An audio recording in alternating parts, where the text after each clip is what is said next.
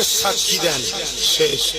আমি আব্বাস সিদ্দিকী তোমার নবীর খানদানের বাচ্চা, আমি যদি বলি বিজেপি কে ভোট দে, আমার কথা শুনে বিজেপি কে কারা ভোট দেবে? হাত তুলে দেখাও। দেবে? কথা ঠিক? হাত নামাও। এটা হলো তোমাদের প্রেম। দেখান আলহামদুলিল্লাহ। একটা শেষ সাক্ষী দেন, শেষ। আমি আব্বাস সিদ্দিকী তোমার নবীর খানদানের বাচ্চা, আমি যদি বলি বিজেপি কে ভোট দে, আমার কথা শুনে বিজেপি কে কারা ভোট দেবে? হাত তুলে দেখান। দেবে? কথা ঠিক? নামাও। এটা হলো তোমাদের প্রেম। এবার আমার উপরে দায়িত্ব একটা আছে, কি? মানুষকে বোঝানো, ঠিক না বেটি? আমি তোমাদেরকে শিক্ষা দিয়েছি। কি শিক্ষা? খবরদার বিজেপি কে ভোট দেওয়া যাবে না। কেন যাবে না? বিজেপি হলো কোরআনের দুশ্মন। কি জোরে বলো? কেন? কোরআনের যে দুশ্মন, তার মানে সে আল্লাহর দুশ্মন। আল্লাহর দুশ্মনকে যে আমি সাপোর্ট করি, তাই মানে আমি আল্লাহর দুশ্মন, ঠিক না বেটি? আমরা সব হারাতে পারি, ঈমান হারাতে পারবো না। আমি আব্বাস সিদ্দিকী তোমাদেরকে হুকুম করলাম, আমার কথা মানবে বলেছো? বিজেপি কে ভোট কোনো মতে দেওয়া যাবে না। ও যদি আমাদের দাবি মেনেও নেয়, কেন?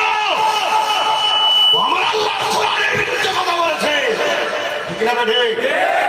ওর উপর খোদার গজব হবে, ওকে যে সাপোর্ট করবে তার উপর খোদার গজব হবে। বিজেপির উপরে, টিএমসির উপরে গজব কেন বুঝতে পারছেন? ও সাপোর্ট করেছে তাই। ওদের টিএমসি যদি বাঁচতে চায়, বিজেপির হাত ছাড়তে হবে। শুনছেন না শোনেননি? বিজেপির হাত ছেড়ে দিয়ে আহলে সুন্নাত ওয়াল জামাতের দাদা হুজুরের মুরিদদের দাবি মেনে নিতে হবে, তাহলে বাঁচবে না, বাঁচতে পারবে না। শুনছেন না শোনেননি? আপনারা কি বাঁচাবেন নাকি দিদিকে? এই যদি বিজেপির হাত ছাড়ে, দাদা হুজুরের মুরিদদের হকের কথা বোঝে, তাহলে বাঁচাবো আমরা, ঠিক না বেঠি?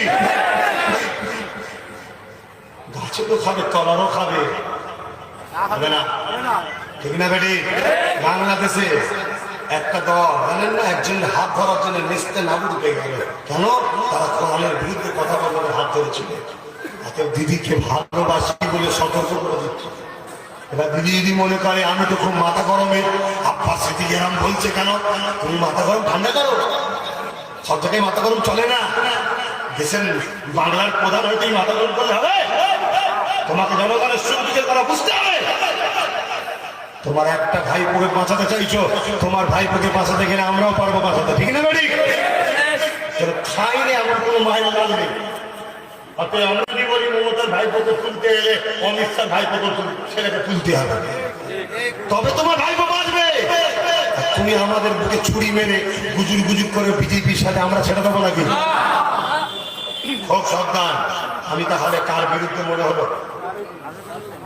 আমি শুধুমাত্র বিজেপির বিরুদ্ধে বর্তমান, বাকি কারো বিরুদ্ধে নয়। আর কারো বন্ধু কেউ নয় আমার। যদি কেউ বন্ধুত্ব করতে চায় আমাকে 5টা। আচ্ছা, বেজার হলেন না তো? একটু সালাম দিয়ে